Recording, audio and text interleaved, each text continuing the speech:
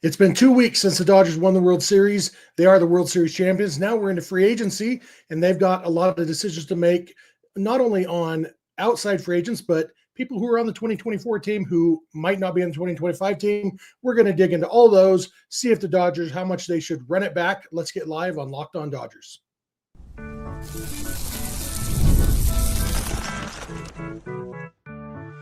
You are Locked On Dodgers, your daily Los Angeles Dodgers podcast. Part of the Locked On Podcast Network, your team every day.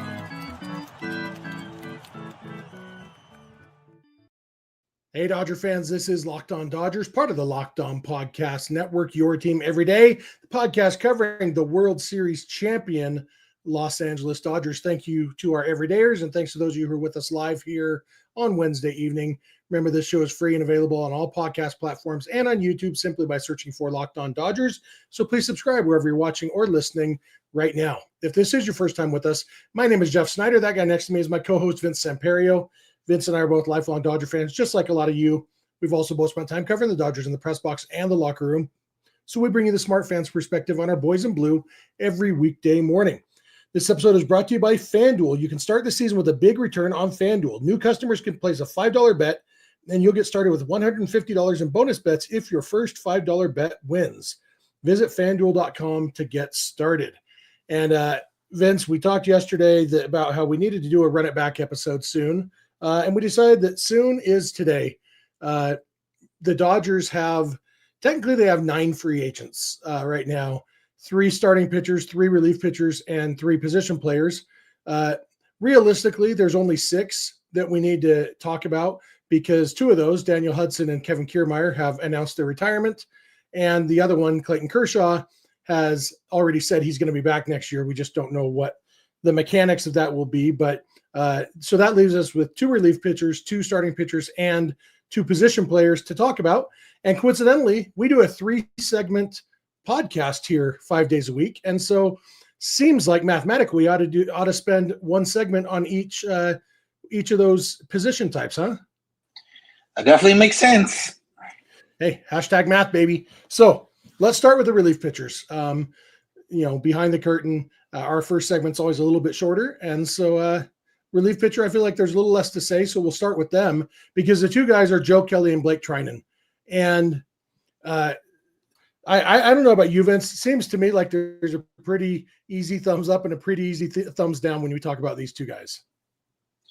Yeah, Joe Kelly, as much as he's still loved by Dodger fans, it hasn't necessarily been a fruitful – well, I guess he's been okay, but he hasn't been healthy. And realistically, with the number of arms coming back for the Dodgers next year, even some that they might turn into relievers plus a reliever on top of what they already get, he just doesn't make sense. Now, I think he's hinted at it before where he could just not sign with the team and then kind of maybe find a team in June, July and kind of join somebody that's a little bit more of a contender. I guess if that happened and the Dodgers were down 10 arms again, maybe that's the only way Kelly makes sense. Yeah, that's how I feel too. Definitely not in this offseason. He's 37 years old, I think. 36 and a half. He'll turn 37 in June. He's coming off pretty much the worst season of his career. He was injured a lot, and when he was on the field, he was bad. He had one of the worst ERAs of his career. It looks like it was probably the 3rd or 4th worst of his career, but the worst FIP of his career. So it was, his ERA was 4.78. His FIP was 4.57. He was who he looked like he was. And that's not great he still gets the strikeouts, but he walks too many guys. And last year he gave up way too many hits, more hits than he ever really has since he became a relief pitcher. When he became a relief pitcher, that's when the velocity ticked up and the hits started going down. Well, he averaged almost a hit allowed per inning, not to mention half a walk every inning last year. And that's a tough way to make a living as a relief pitcher. And so, yeah, if Joe Kelly wants to stick around in free agency and, if the Dodgers have a need midseason next year, okay. But for me, it's a no. Blake Treinen is a hard yes for me, though, even though he's, about the same age as Joe Kelly, maybe even how old is Blake Treinen? I assume, let's see, he is almost exactly the same age. He's exactly 3 weeks younger than Joe Kelly. They're both in the Clayton Kershaw age range. They're both a couple months younger than Clayton Kershaw. But Blake Treinen is coming off a good year, and not an amazing year, but a good year, and kind of showed something. I know you're not going to sign a guy to a huge contract based on what he did in October, but it seems to me like as the season went on and the postseason went on, he figured some things out that maybe he was struggling with early in the season, which made sense. Coming back from injury, he's missed so much time the last couple of years. I am a huge fan of Blake Treinen on the mound, and I would like to see him back, but my concern with him is he might get the Brandon Morrow treatment where some other team is willing to give him a big contract that maybe the Dodgers won't. Yeah, this is one where you kind of hope, maybe he gives a little bit of a hometown discount. He's not from LA, but he's been with LA for 2 championships now, and maybe wants to run it back for another one. And maybe a little bit, the Dodgers maybe stuck with him a little bit longer than some other teams had. Obviously, the Dodgers have that luxury with the depth and with being able to spend money on guys like him that maybe don't necessarily or wouldn't necessarily get those types of deals in other places, especially if they're coming off injury or recovering from injury or whatever the case is. So I'm hoping it's one of those. There are a lot of teams that are going to be looking for bullpen help, especially a guy that can close out games in the postseason, which Blake Treinen ended up doing a lot for the Dodgers. And for me, like in terms of do I want him? Yeah, the stuff is still nasty. He can fill a lot of different roles. He can close for you. He can be the fireman. He can be whatever. And I think if you just take care of him during the regular season in the sense of, not overuse him, you have him ready for October. And we saw what he can do in October. Like he went multiple innings a few times, saved the Dodgers. Game 5 doesn't happen if he doesn't throw all the innings and all the pitches that he did throw. Yeah, absolutely. And the other thing is several of the guys in the bullpen, especially the younger guys, have talked about how Blake Treinen and Daniel Hudson were kind of the 2 leaders of that bullpen, the emotional leaders, the veteran presence out in that bullpen. And we know Hudson's not going to be back. He'll probably still be in the text groups, but he won't be there in the bullpen with them. And so, while you don't throw money at a guy just for that, but considering that he is still a very good pitcher and that role that he fills, and even the fact that if the contract were to backfire, it would be because of injury more likely than ineffectiveness. And so that's the kind of contract the Dodgers, more than a lot of teams, can afford to take on. And that's the way they've always been. Like you can sign a guy whose risk is injury because that's just money. If you sign a guy and he's bad, well, now he's on the roster and he's being bad. But Blake Treinen, if it's like he's either going to be good or he's going to be hurt, and that seems like the kind of guy the Dodgers should definitely go after. I assume he would love to be back. I don't know if he wants a 3-year contract, or whatever. I assume he would like to be back because winning the World Series is a fun thing for these players, and they've done it once. And I think everybody realizes, well, Treinen's done it twice now with the Dodgers. And I think he realizes his best chance to do it again in 2025 is probably back with the Dodgers. Yeah. And that's what, you're kind of hoping for. In a future episode, we'll talk about Paul Sewald, who seems to openly throw his hat into the Dodgers ring. And, realistically, those are guys that haven't even played for the Dodgers. So imagine if you have played for the Dodgers, realistically, you probably want to come back. And, I know Kershaw's guy lost his leverage, and he mentioned that. I don't know if different guys out there are going to lose their leverage, but, Blake Treinen seems like a guy who would value somewhere he knows has a chance to win, and someone that's, kind of stuck with him in times when maybe other teams want to stick with him. Yeah, absolutely. So that's our rundown on the 2 relief pitchers. There's also 2 starting pitchers, Jack Flaherty and Walker Buehler. A lot more to say about those 2 probably. We will be back in a minute to talk about those 2 guys and how much we want the Dodgers to bring them back. So thanks for making Locked On Dodgers your first listen, and please keep it Locked On Dodgers. This episode is brought to you by FanDuel. Get ready to tackle the NFL action with FanDuel, America's #1 sportsbook, because right now, new customers can bet $5 and get $150 in bonus bets if you win. The FanDuel Sportsbook app gives you everything you need to place live bets on the NFL all in one place. So when you get a hunch in the middle of a game, you can check out the latest stats, view live play-by-play, and so much more on the same page where you place your bets. And looking at the NFL odds on FanDuel for Thursday Night Football, coming up on Thursday night. That's why they call it Thursday Night Football. The odds have gotten even better. The Eagles are now minus 200 favorites to beat the Commanders. So you feel good about that. The Eagles, put $5 on that. And then if you're right, you get $150 in bonus bets that you can use on something maybe a little more risky, like the World Series odds for next year, where the Dodgers are currently plus 380. So you put your 150 on that. Even though the Dodgers have the best odds of anybody, you're still stand to make a lot of money on that. So that's just how I would do it if I were you. But go to FanDuel.com to handle it however you want, and you'll get started with $150 in bonus bets if you win your first $5 bet. Never waste a hunch and make every moment more with FanDuel, an official sportsbook partner of the NFL. We are back. Thank you for making Locked On Dodgers your first listen every weekday morning. Thanks to our everydayers. Thanks to those of you who are with us live. Remember, if you're not an everydayer, it's easy to become one. Just watch or listen every weekday morning. You can do that gradually by adding 1 or 2 days a week to your rotation. It's fun. We enjoy it, and we're here all off-season every day still. You can also go beyond the podcast to become a Locked On Dodgers insider by going to joinsubtext.com/LockedOnDodgers. For your second listen, check out Locked On MLB, hosted by our buddy Paul Francis Sullivan, a.k.a. Sully. And be sure to check out Locked On Sports Today and Locked On Sports Los Angeles over on YouTube.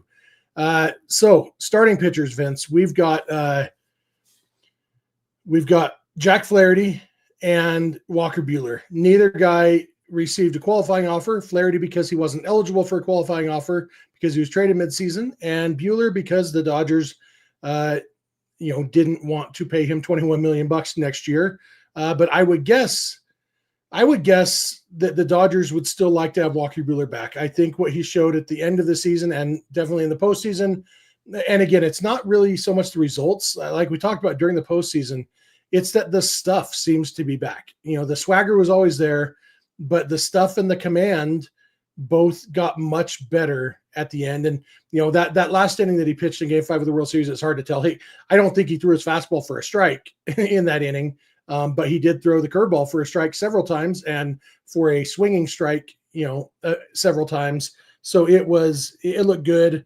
And Buehler is one of those guys who, he's always been a Dodger. The Dodgers drafted him out of Vanderbilt, and he's always been a Dodger. And maybe he's a guy who always should be a Dodger, Yeah, he's one.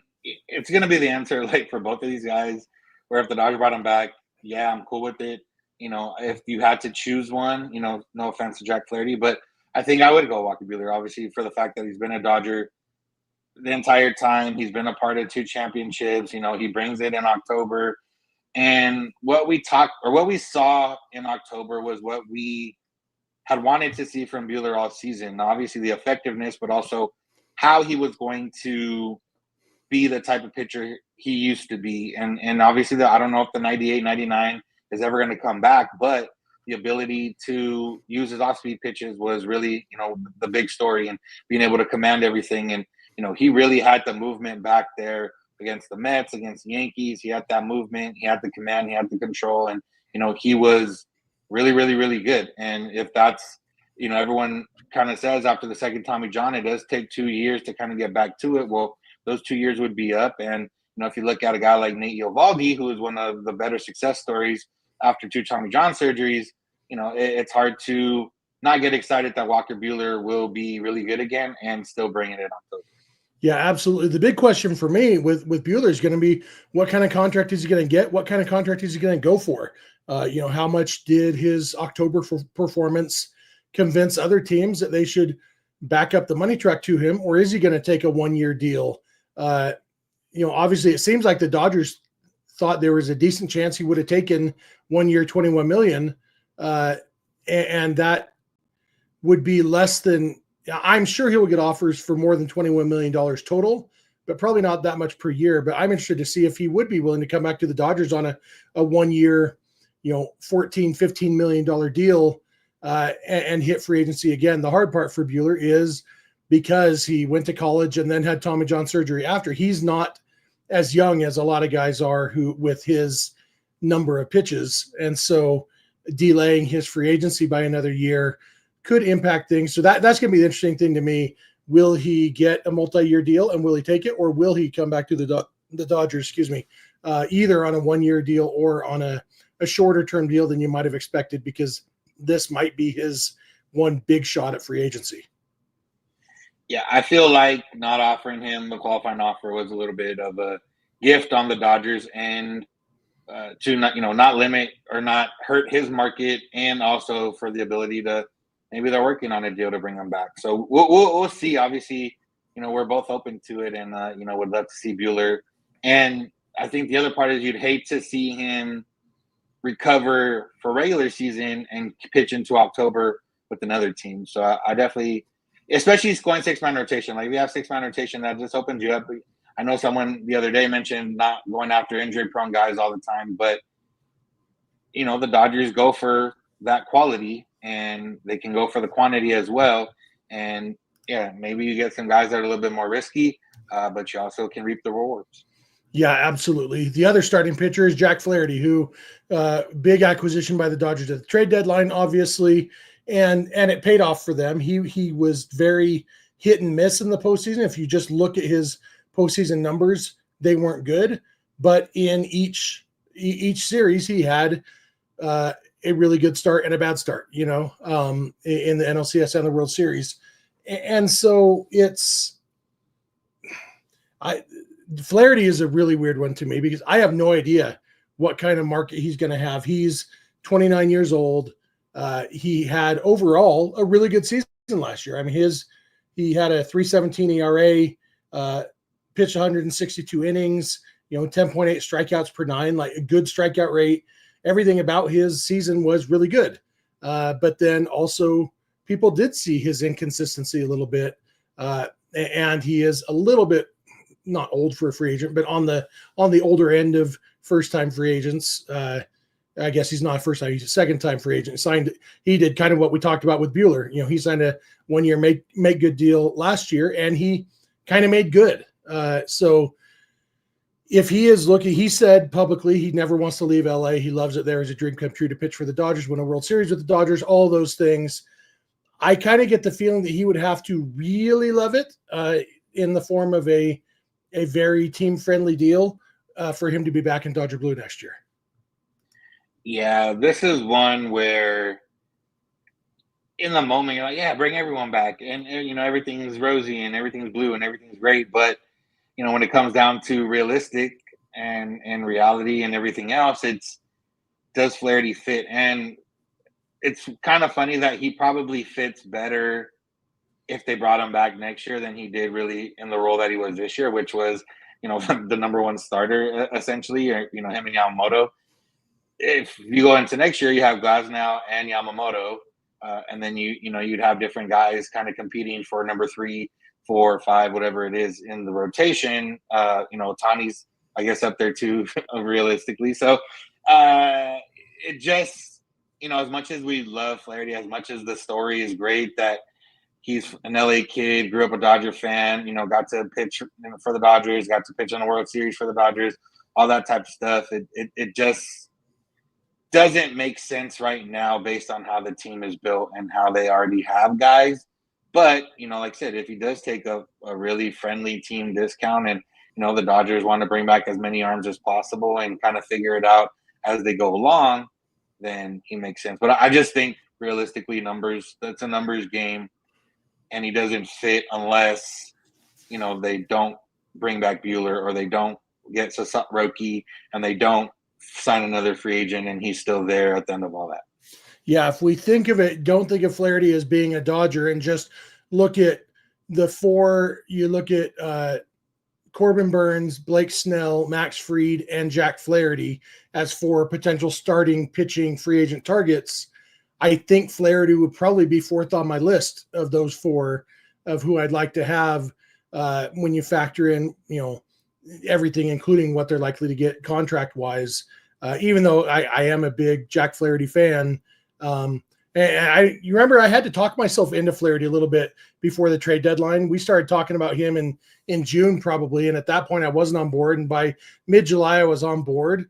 But all the stuff that I was concerned about, we kind of saw, and so I think I've talked myself back out of Jack Flaherty for next year. So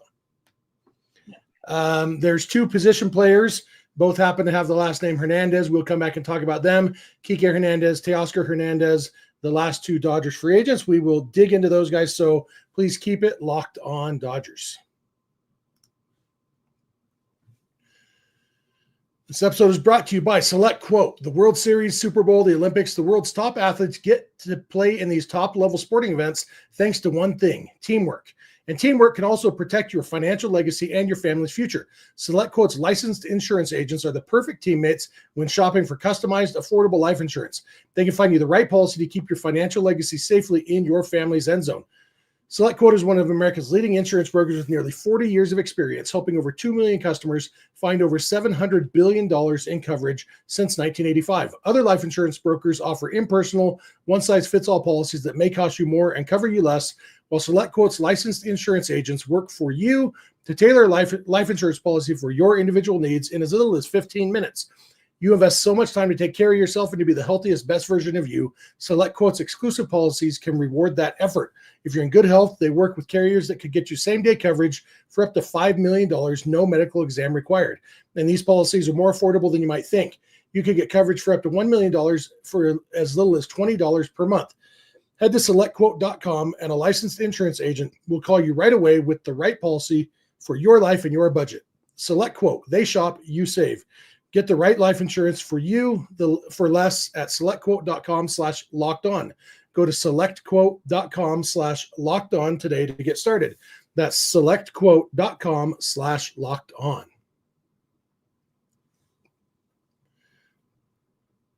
And we are back. Thank you again for making Locked On Dodgers your first listen. Please become a Locked On Dodgers insider by going to joinsubtext.com/lockedondodgers. Check out Locked On Sports Today and Locked On Sports Los Angeles over on YouTube.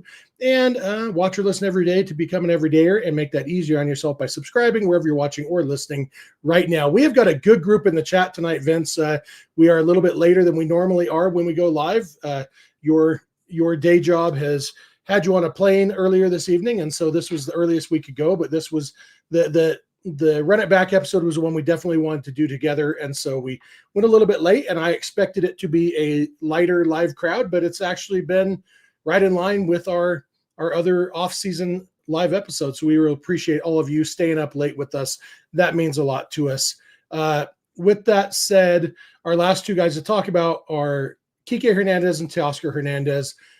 We've talked more about Teoscar, so maybe we got to do him first, and then we'll talk about Kiké at the end because we haven't talked as much about Kiké so far this offseason. Teoscar Hernandez, you've done a lot in a solo episode about Teoscar being, one of the top priorities for the Dodgers.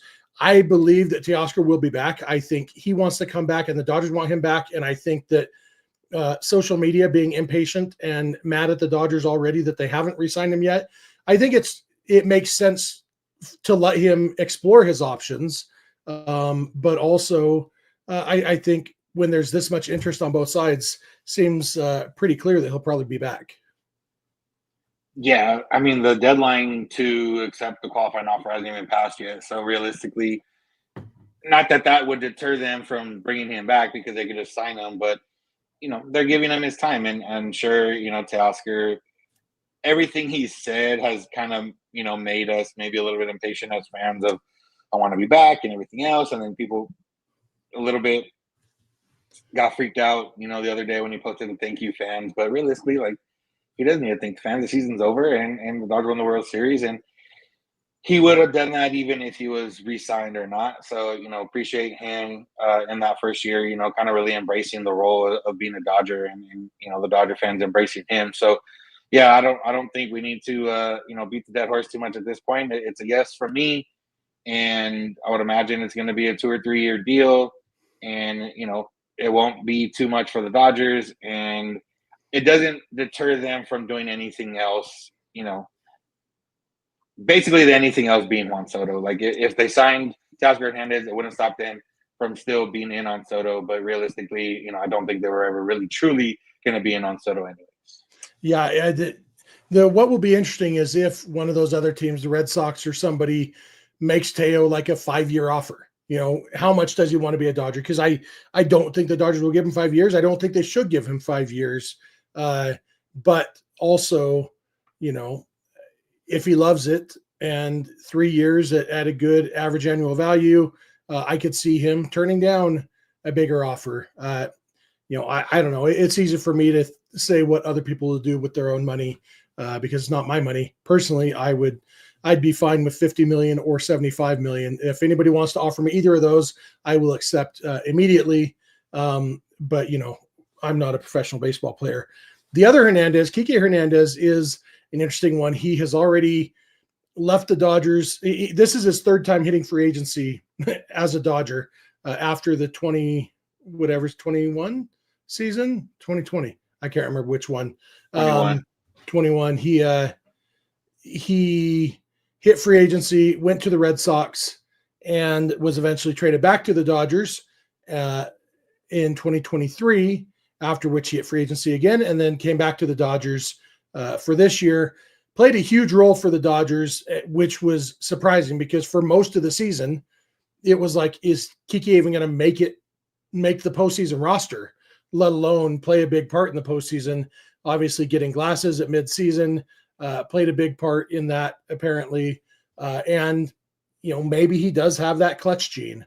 I am a clutch gene skeptic, but Kiké has performed really well in the postseason for the Dodgers and for the Red Sox.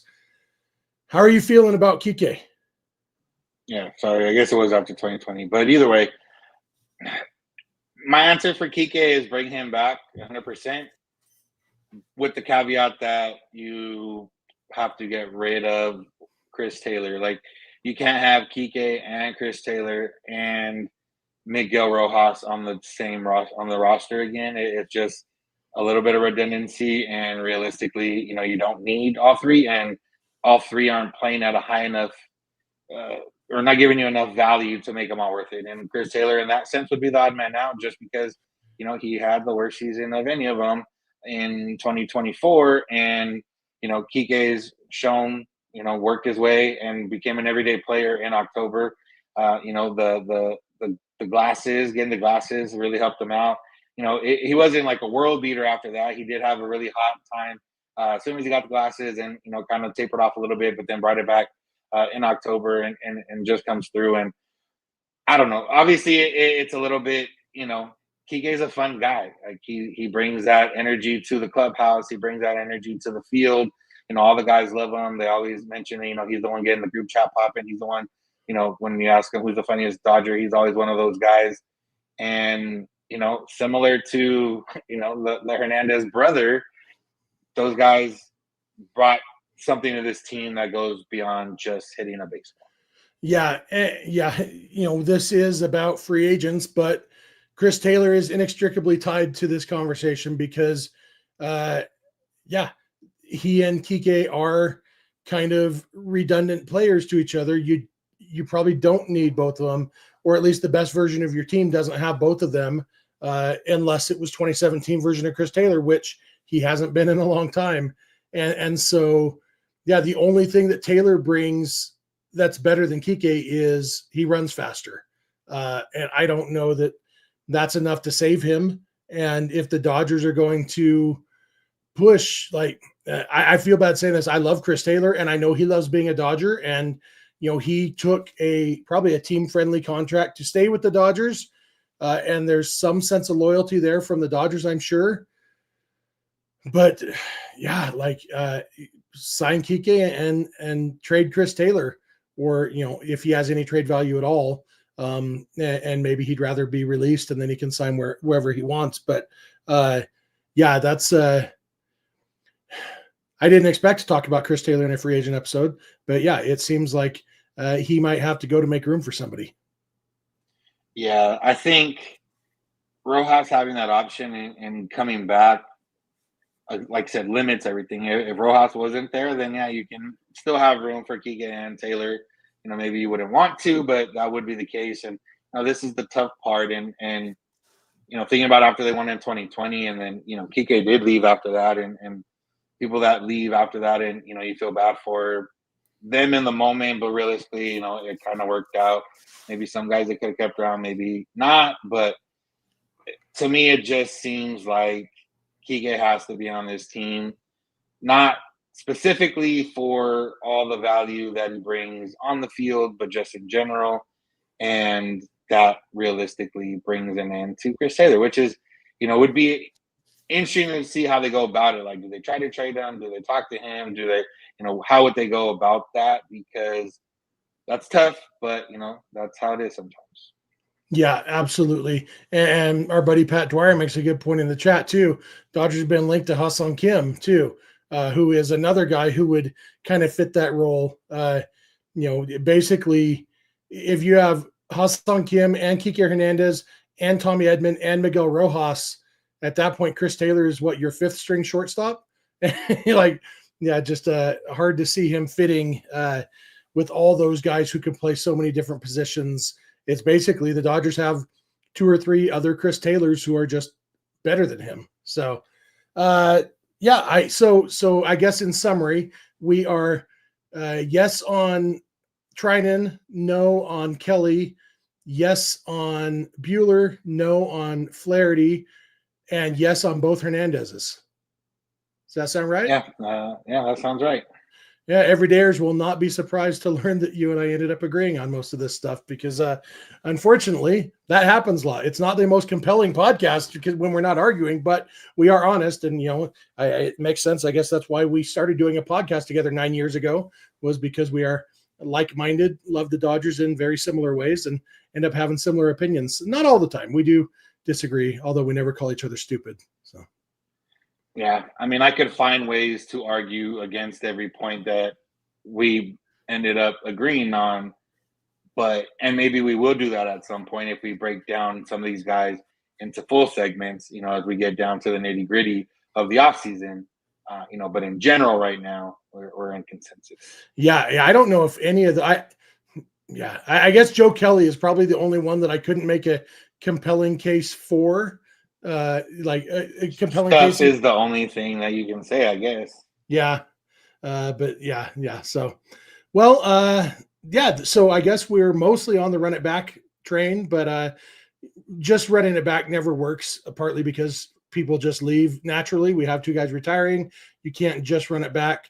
And there are free agents out there. The Dodgers did get through the postseason with 2.5 starting pitchers. So there's moves they need to be actually, and 2 of their 3 starting pitchers are now free agents. So there's stuff they're going to have to do. So looking forward to the rest of the offseason and talking about it here with you guys. You got anything else for today, Vince? I do not. All right. Thank you all for being here with us again. Thanks for the big crowd late this Wednesday evening. Hope that we didn't keep you up too late. Hope you can still stay awake at work tomorrow. To help you stay awake, just pop up the replay of this, watch it again at work, put your headphones on, pretend you're doing real work and watch it. And that's, of course, after listening to it in your car on your way to work too, because you know what? The only thing better than being an everydayer is being a 3 times a dayer. So give that a shot. You can go be on the podcast to become a Locked On Dodgers insider by going to joinsubtext.com/LockedOnDodgers. Be sure to check out Locked On Sports Today and Locked On Sports Los Angeles, the 2 24/7 streaming channels on YouTube from the Locked On Podcast Network. You can follow us on Instagram, Twitter, and TikTok at Locked On Dodgers. Vince is on Twitter at VinceSince91. I'm on Twitter at Snydog, and both of our DMs are open there. You can also email us, lockedondodgers@gmail.com, or send us a voicemail or a text message to 323-863-LOCK, 5625. We are here every weekday morning, and we hope you'll be here with us. When you get in your car or sit on your couch, tell your smart device to play podcast Locked On Dodgers. And remember, you don't have to agree. You just have to listen. We'll talk to you tomorrow. Have a good one.